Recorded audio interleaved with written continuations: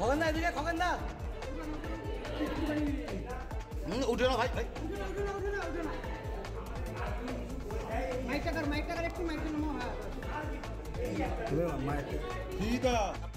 আপনি একটু মাইক টেনে সাইড হন।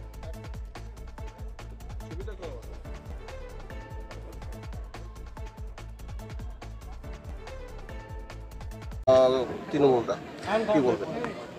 ভোট যাতে শান্তিপূর্ণভাবে হয়, অবাধ নির্বাচন হোক এবং শান্তিপূর্ণ নির্বাচন হোক, এই আবেদন আমি প্রথম থেকেই করে এসেছি, এখনও আজকেও করছি সমস্ত মানুষের কাছে। প্রত্যেকটা মানুষ তার নিজের ভোট নিজে দিন এবং শান্তি বজায় রাখুন। আর তৃণমূল কংগ্রেস তো এরা গুন্ডাগার্দি করবে, গুন্ডামি করবে, মানুষকে ভয় দেখাবে, মানুষকে বুথে আসতে বাধা দিবে।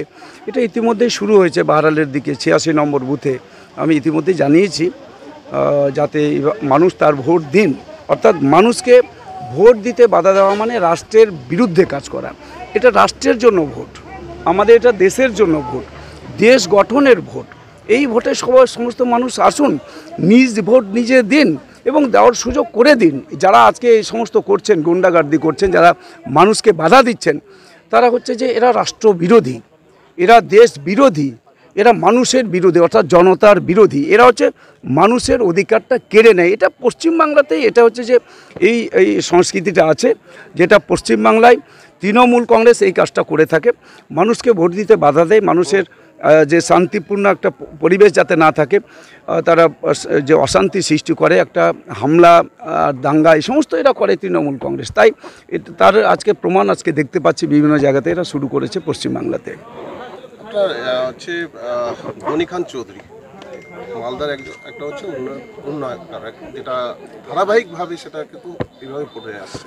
এই ভোটে কি সেটা কতটুকু প্রভাব? গনি খান চৌধুরী সাহেব নিঃসন্দেহে তিনি একজন উন্নয়ন তিনি করেছেন। আমাদের মালদার উন্নয়নের জন্য তাকে আমি ধন্যবাদ, কৃতজ্ঞতা জানাই। কিন্তু গনি খান সাহেব যখন ছিলেন, তিনি যেভাবে উন্নয়নের জন্য মানুষের পাশে থেকেছেন, মানুষের উন্নয়নের কথা তুলে ধরেছেন, মানুষের উন্নয়ন আমাদের মালদা জেলার করেছেন, তার পরবর্তীতে যারা গনি খান চৌধুরী সাহেবকে তারা ব্যবহার করেছেন শুধু নির্বাচনের জন্য, ভোট ব্যাংক হিসেবে, এটা এখন আর মানুষের মন থেকে সেটা কেটে গেছে। এখন মানুষ জানে, যারা এখানে তৃণমূল কংগ্রেস বা কংগ্রেসের সঙ্গে আছেন, এই গনি খান পরিবারের যারা আছেন, তারা গনি খান সাহেবকে ব্যবহার করেন শুধু ভোট ব্যাংক হিসেবে, ভোটের জন্য। এটা মানুষ বুঝে নিয়েছেন, তারা মানুষের সঙ্গে নেই। যারা তৃণমূল কংগ্রেসের সঙ্গে আছেন বা কংগ্রেসের সঙ্গে আছেন, এরা মানুষের সঙ্গে নেই, মালদার উন্নয়নটাও ওরা চায় না। তাই মানুষ তৃণমূল কংগ্রেস এবং কংগ্রেসের বিরুদ্ধে ভোট দিবেন।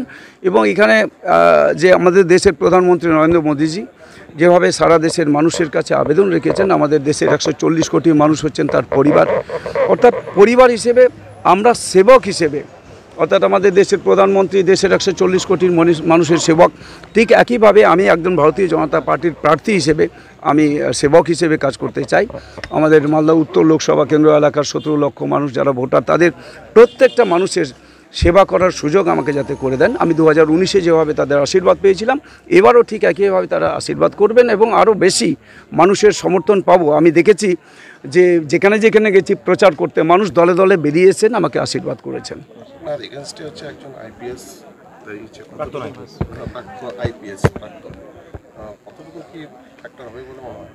তিনি এখানে এসেছেন, মালদাকে চেনেন না, মাটি চেনেন না, এখানকার মানুষকে চেনেন না, এলাকা চেনেন না।